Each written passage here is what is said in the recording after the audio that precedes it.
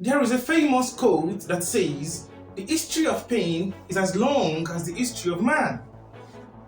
People are born with pain and eventually they die in pain.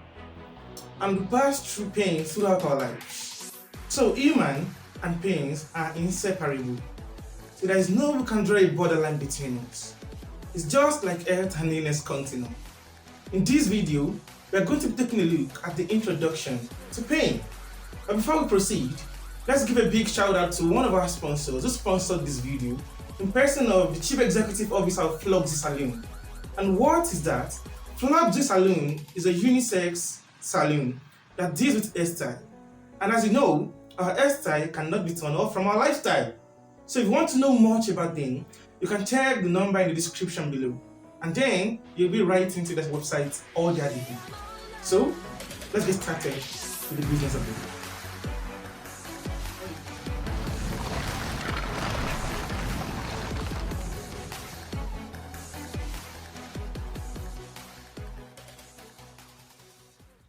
Yeah, welcome back. And now, back to the topic of the day. So today we are going to be talking about pain. Now, what is pain?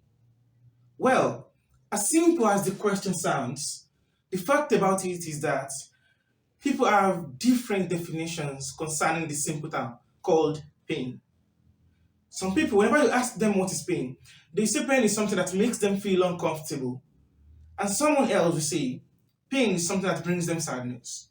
And someone will define pain to you as an emotional trauma due to the heartbreaks or something he or she has suffered in the past. And according to some people, they will say pain is an unpleasant sensation. And still, according to some people, they will say pain is a good thing. And what is the meaning of that? They say pain is just a way our body tries to communicate with us. And to expatiate on that, let's take a scenario. Let's take a look at this now. There's a condition in med-surg called CIPA. And what is the meaning of that? The C is congenital,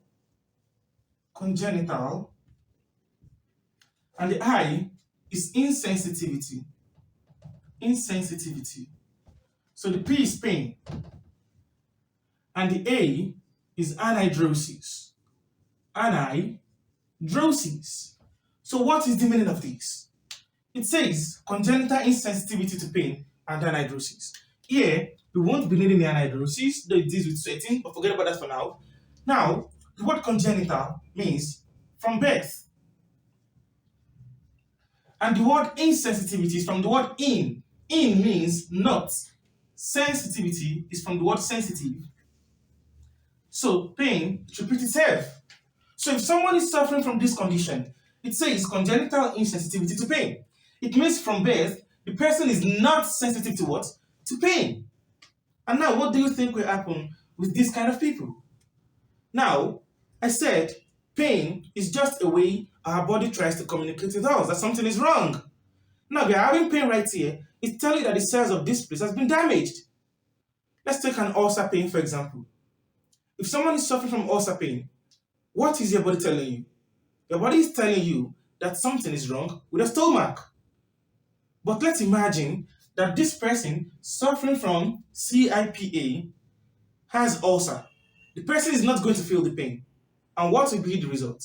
The end result will be death, simply because there's going to be a big perforation, and that is going to cause anemia, which is reduction in the amount of blood. As simple as that. Apart from that, let's say this person is suffering from a condition called appendicitis. Appendicitis means inflammation of the appendix. It is from the word itis and appendix. Now, what will happen if a patient suffering from CIPA also has appendicitis? The patient will obviously not know, because the pain that should result from the inflammation of the appendix will not be there for this patient. And what will be the end result? The appendix is going to burst out. So people suffering from this condition, they can have their spleen ruptured, they can have some organ destroyed, they can have their heart destroyed without them knowing, because their body is not telling them due to the absence of what? Of pain. So really, according to this definition, pain is a good thing. But look at our definitions. Some people say pain is an unpleasant feeling, which means it is bad. But according to this theory, It means pain is a good thing. Now tell me, if pain is good and pain is bad, then what is pain? Like I've said, it is just like the earth in its continuum. There's no way borderline can be drawn between them. As simple as that. Now, what is pain? Due to these different definitions, some scientists just give us a clear definition of pain. And they said pain is whatever the person experiencing it says it is. And it occurs when they claim it does. As simple as that. And apart from that, they said pain is also an unpleasant, pain is also an unpleasant feeling, exactly. An unpleasant sensation that results from a noxious stimuli. And what is the meaning of that? We'll get there later, don't worry. But first, let's bring a quick introduction to pain. I'll be right back.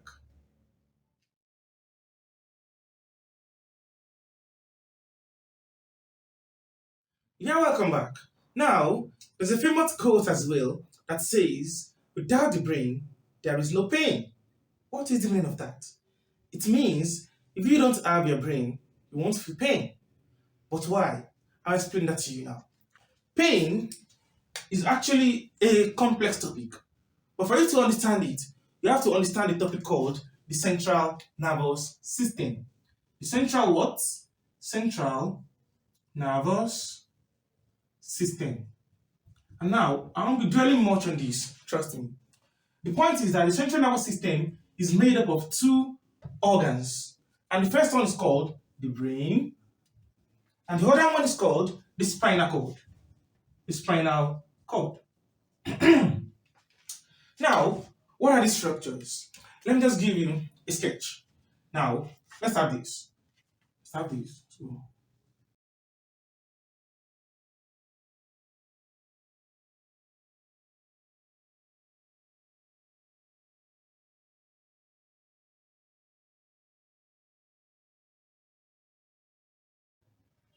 Now, taking a look at this diagram. This is just a diagram of the central nervous system. The brain is everything from this junction.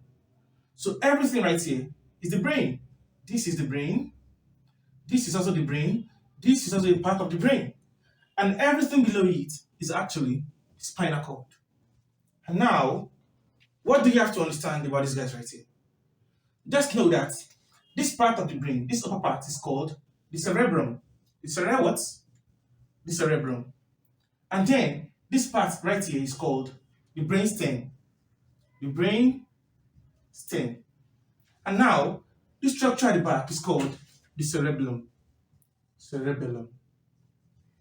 And finally, the structure below it right here is called the spinal cord. The spinal what? The spinal cord. As simple as that. So this is the cerebrum of the brain on top, and this is the brainstem, and this is the what? The spinal cord, and this is the cerebellum. Now, what do you have to understand about all these guys? Forget about the cerebellum. We won't be really needing it inside the pain pathway. And then, what we have to understand is just this cerebellum, this brainstem, and this spinal cord. Now, I will rub the board and bring this diagram again to emphasize more on what you are meant to learn from this introductory class. I will be right back.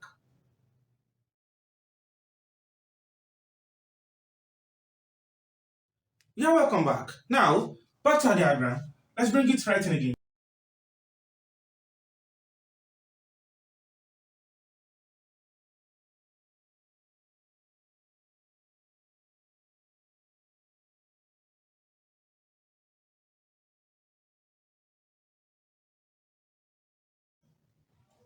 Now, I said this is the cerebrum, sorry.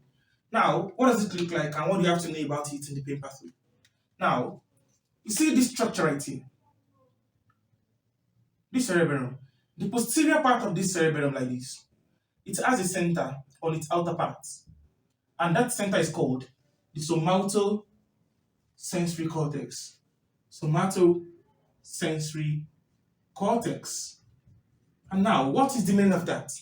Somatosensory cortex is from the word somat. And mostly the word somat means the body. And the word sensory is actually from the word sense. So sensing. So cortex is a part of the brain. So the function of this somatosensory cortex, it is just the sensing area of the brain. So the part of the brain that brings about what? Body sensations. Body what? Body sensations. Now, what's the meaning of that? If someone touches you, so the impulse is actually interpreted or perceived by this place. It is the one sensing the body touch. If you're in too much heat, it is the one sensing it. So if you're in too much cold, it is the one sensing it. So it is responsible for what? For receiving various body sensations. As simple as that. And now, what does it look like when this person is not facing you laterally like this? So the person is facing you anteriorly, directly.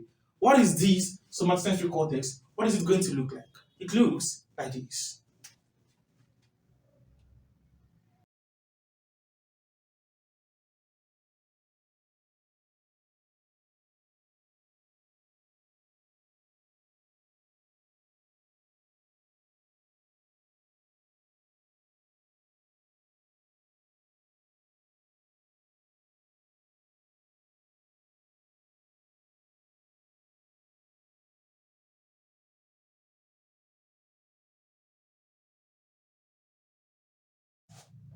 Now, this is what the cerebrum looks like.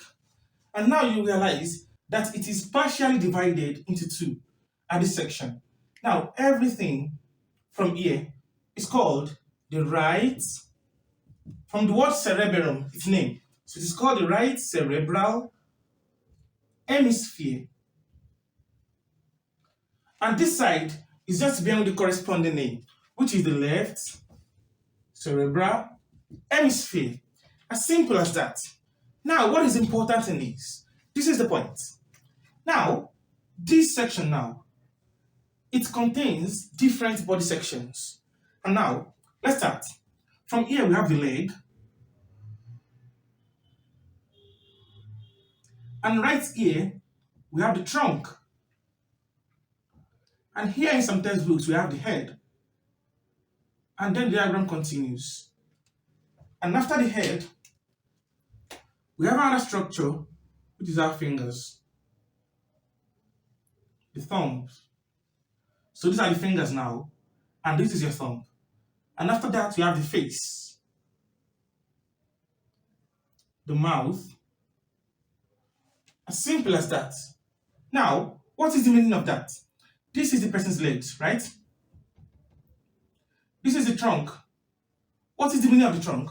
The trunk is actually your the anterior cavity with the acronym TAP. I hope you watch our video on body cavities. If you haven't, you can just check it. Just type body cavities by the SSG Nation. So the thoracic cavity, everything inside it. So the abdomen, that is the A, that is TAP, and the pelvic, and that is the TAP. So from your pelvic cavity to this region, the thoracic cavity, everything is called the what? The trunk. So the next one is the head. We know the meaning of that. And then this is the hand. So the fingers, the thumbs. So this is the face. And it includes the eyes as well. So what is the meaning of all these things?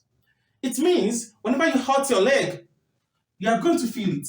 Impulse rather is going to be sent to this region of the brain and not here.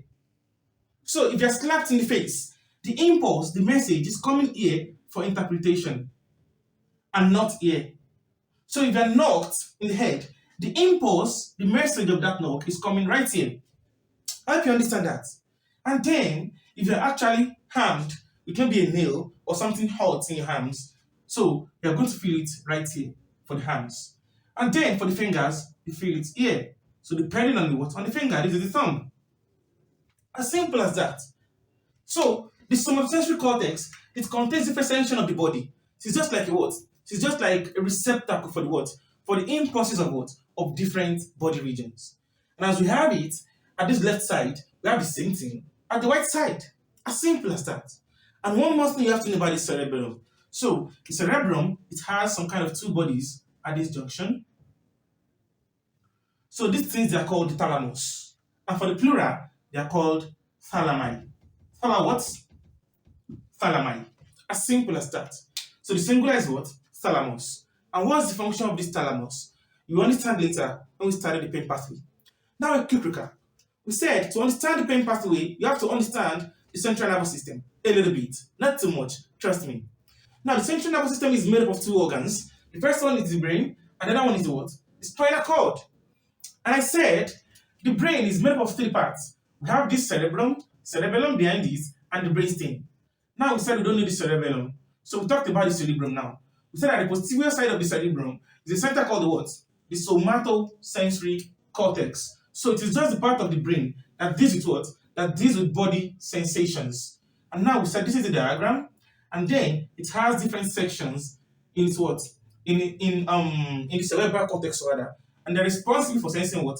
Different impulse from different body parts. So if you hurt your leg, the impulse is coming to this region and not the other parts. So if you hurt your face, the impulse is coming here. If you hurt your arm, the impulse is coming here. If you hurt your fingers, the impulse is coming here. If you hurt your head, the impulse is coming here. And if you hurt your trunk, the impulse is coming here.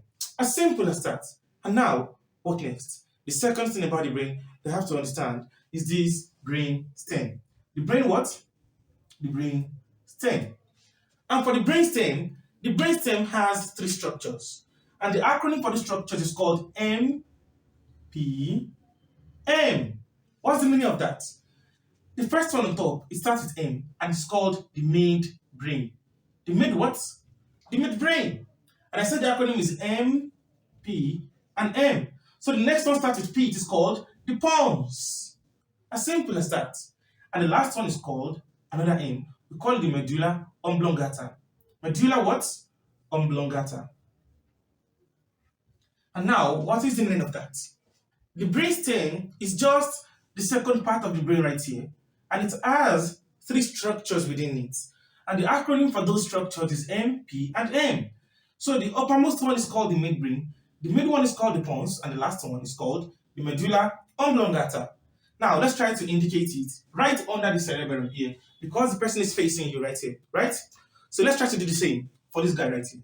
Now, for the brainstem, we're just going to bring in three structures. So the first one will be right here. So we call it the what? The midbrain. The midbrain. And the second one is the what? The pons. So I'm going to have the pons next to it. The pons. And finally, under it, you have another thing right here. And this is called your what? Your medulla oblongata. Medulla oblongata. Now, what about these guys? What about them in the pain pathway? What do you have to know about them? Just know this, that inside this medulla oblongata, we have a cavity there. I'm sorry, inside the midbrain rather. So we have a cavity there. And that cavity is called aqueduct of midbrain. Aqueduct. Aqueduct of midbrain. Sometimes they'll call it cerebral aqueduct. Cerebral what? Cerebral aqueduct. And now, what about them? These cerebral aqueducts, they have some kind of gray matter. They have some things outside them. So some things are surrounding this what? Some things are surrounding the cerebral aqueducts. And those things are called the what? They are called gray matter. Let me do this. That's their end name actually. They are gray matter. That's their name. And now the point is, if these guys are gray matters, what will be their name? Since they are surrounding their cerebral aqueduct. From your knowledge of anatomical terms, the point is that these gray matters, they are surrounding. And what surrounds in anatomy? The word surrounds means happy. The word surrounds means what? Happy. Or you use peri. So, peri is actually the correct version. That happy is a slip of tongue. Happy means above. So, peri means what? Surround. And that is why we call this tissue surrounding the bone periosteum. Peri what? Periosteum. It's from the word surround, but what is it surrounding? Osteum. Osteum means bone. So a tissue that surrounds the bone is called periosteum. Now, that is just an illustration. What will be the name of this gray matter? Since they are now surrounding the cerebral aqueduct, now we are picking the aqueduct alone to form their name. Then their name will be surround, peri. But what are they surrounding? They are surrounding the aqueduct. So the name of these gray matters is periaqueducta. Aqueductal gray matter. That is their name.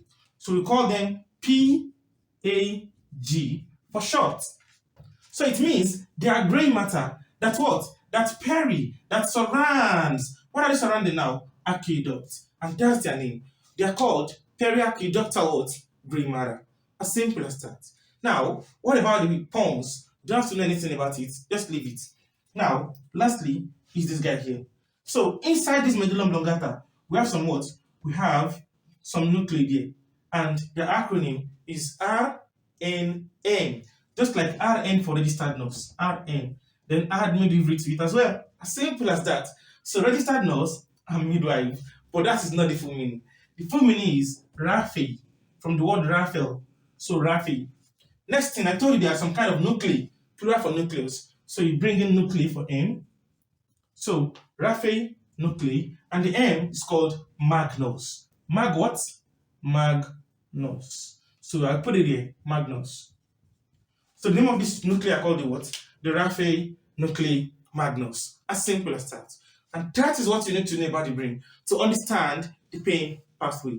And now, I'll give it a quick recap. The point is that before we can perceive pain, we must have our brain. And not the brain alone, but also the spinal cord. So I told you it's a famous saying. So like, there is no brain, there is no pain. Now the point is that for the brain, at the posterior side of the cerebrum, we have something called the what? The somatosensory center, or the somatosensory cortex. And now it's a part of the brain that deals with body sensations. Anything you are feeling in your body, the impulse, the message is being sent there. Now, let's look at this. This is the what? Just the person looking at you. So that is a corona what? A corona section. So a corona plane rather. So if you cut this like this, you're going to be seeing the person's what? The person's cerebrum in this manner. And the point is that this sensory center or the sensory cortex, it contains different sections of the body, and it receives their what? Their message, their impulse. If something is wrong with your finger, the impulse is coming into the what? Into this particular part. If you hurt your head, the impulse is coming right here. So if you hurt a trunk, the impulse is coming right here. If you step on a nail, the impulse is coming right here. And then we have two structures inside the cerebrum called the thalami. So singular for what? For thalamus. As simple as that.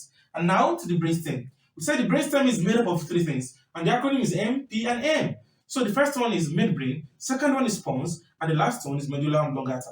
So we said this very part here is called the what? It's called the midbrain. And the midbrain, it has a cavity called the aqueduct. So if you're familiar with the nervous system, you already know that this is the aqueduct of Sylvius inside the ventricles of the brain. So let's leave that for now actually. So the point is that after that, you have we have some gray matter surrounding it. And from what surrounds, it is peri. And what is it surrounding? It's surrounding the aqueduct. So they used to call this gray matter periaqueductal gray matter, PAG for short. And after that, you have another thing here called the RNM. So the RNM is Raphael nuclei magnus. And the Raphael nuclei magnus are inside the what? The medulla oblongata. As simple as that. Now, let's take a little introduction into the spinal cord. I'll be right back.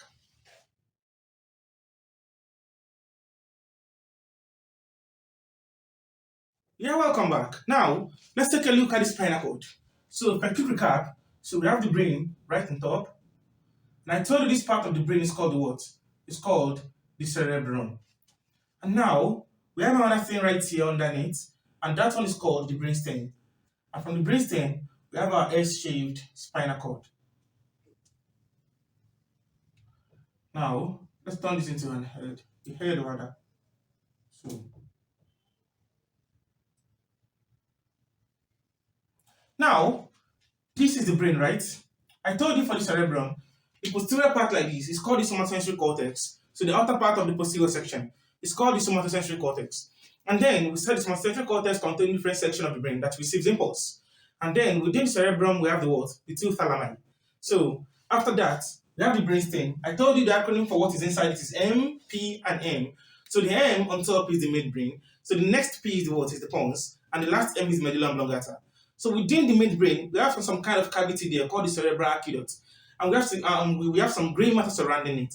And those gray matter from what surrounds, they are called the periaqueductal gray matter, PAG for short. And then we talked about the medulla oblongata, so the lowest part of the brainstem. It contains the RNM, so the Raphael nuclei magnus. Down the side. Now, let's take a look at the spinal cord. This spinal cord, if you cut it like this, that's a cross section. So and this kind of plane is called the transverse plane. So if you cut this person's spinal cord like this, what are you going to see? Now let's assume that it's a marker. Now this is the spinal cord. So if I saw it now, if I cut it, if I split it into two, what you are going to be seeing is actually this inner part. I hope you understand that now. And that is what I want to show you by just cutting this cutting the spinal cord in the transverse plane. Now, let's take a broader look at it. What is it going to look like? Now, what you are going to have is an H-shaped structure. So, you're going to have H.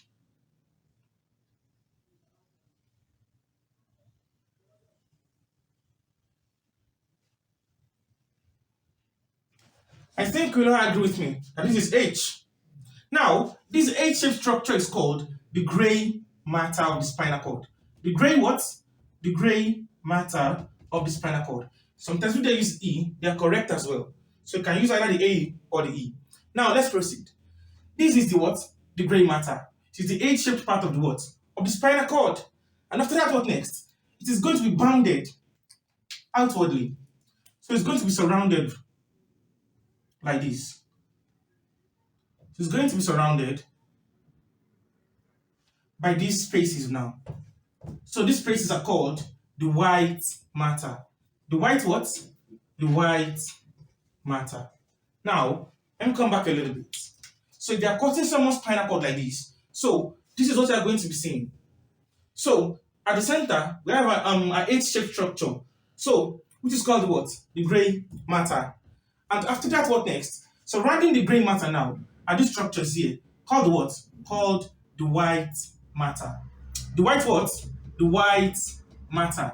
And now, what next? What do you have to know about this? The next thing is that at this very junction, we have some kind of what? Some kind of projections. Some kind of projections. Now, it looks like a horn. So, it looks like horn of what? Of the cattle. So, because of that, they used to call it horn as well. But let's take a look at the cattle first. So, let's say we have a cattle right here. Now, the horn is going to be right here. And we all know that this is the horn at the upper end. And this place will be the root of that horn, right? It will be the root of the horn. Okay, if that be the point, can we name this part exactly the same way? Yes, but no, don't do that. Instead of calling this upper part the horn, you call it the roots. The what? The roots. And then you call this place the what? The horn. So you are going to invert it. So same thing for this side. This is the roots. And this is the what? This is the horn. Same thing with this side. This is the roots. And this is the what? This is the horn. Same thing with this side. This is the horn. And this is the roots. Now, we have a problem. This person is facing front, right? So this will be the anterior part of the person. And this will be the posterior part of the person. So we assume that the posterior part is actually at this part. Which means the word posterior, we give this thing a new brand labelings. And what are those labelings? This horn will be called the posterior horn. Posterior what? The posterior horn, because it's located at the back. So same thing with this horn too. It will be the posterior horn. But what about these roots? Are you going to call them the posterior root? Yes, you can do. But in most of the textbooks, they change it to the synonym of posterior in anatomical term. And what is the synonym of posterior? That is dorsal. Dorsal. So they call these guys the dorsal roots. The dorsal what? The dorsal roots. And now tell me, the horn here, instead of being posterior, will be what now? Anterior. So this place will be called the anterior horn. So same thing with this side will be called the anterior horn as well. And finally, I'm going to be left with these guys. Instead of calling them the dorsal root now, the opposite for dorsal and the synonym for anterior is ventral. So these are the words, the ventral roots of the spinal cord. Now, I'll come back a little bit.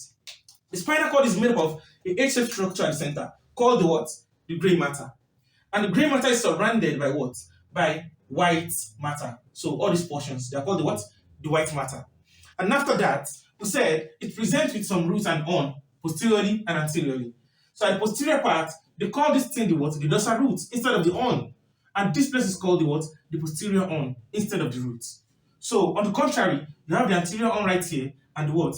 And the ventral roots right here. Now, not to fall a victim of changing dorsal to posterior, you can actually use an acronym for this D and this R, and that will give you the abbreviation for doctor. So which means the D is for dorsal and the R is for root. So you won't call this dorsal on. So you always call it posterior on because that's for the pH, and that is the pH of human body. So the level of acidity and alkalinity. As simple as that. And then you can add something to this place. Just a small opening. So we call it the central canal of the spinal cord. The central what? The central canal of the spinal cord. And that is all you have to know about the what? About the spinal cord. Should I disturb you a little bit? No. Okay, let's do this. Now, I will agree that you've known the spinal cord now. That cross-sectionally, so transversely, what you're going to be seeing is the H-shaped part of the spinal cord called the what? The gray matter. Surrounded by what? The white matter. And then it has dorsal root and posterior on, and then some what? Some anterior on and ventral root. Now, take a look at this white matter. You realize that it's divided into 4. So we have some white matter right here, another white matter right here, another white matter right here, and another white matter right here. Very simple, let me not deceive you. You're just using your anatomical term. Because this part is at the back, we call it the dorsal column. Dorsal what? Dorsal column. Now, guess, what will be the name for this? It will be in front. So you call it the what now? The ventral, the opposite of dorsal. So this is the ventral on now. Sorry, the ventral column rather. And now tell me, these are by the side. Side anatomy means lateral. So these two guys are the lateral column. As simple as that. And that is the introduction to the central nervous system.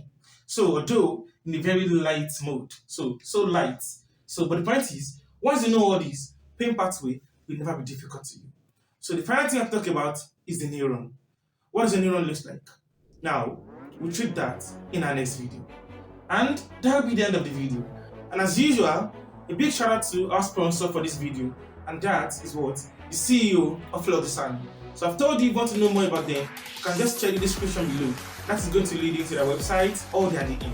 Either of the two. Until next time guys, I wish you all the best.